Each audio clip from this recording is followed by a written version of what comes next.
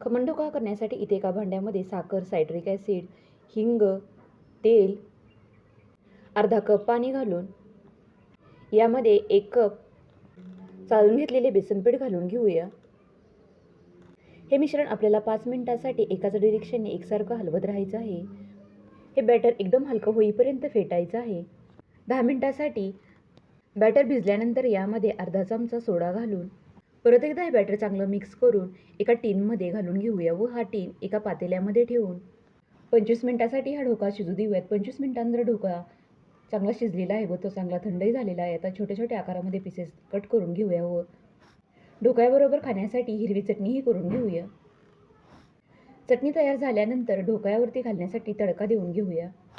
त्यासाठी कढईमध्ये थोडंसं तेल घालून यामध्ये जिरे, मोहरी, हिरव्या मिरच्या, साखर व पाणी घालून तयार झालेला तडका या ढोकळ्यावरती ओतून घेऊया. तर अशा प्रकारे इथे आपला जाळीदार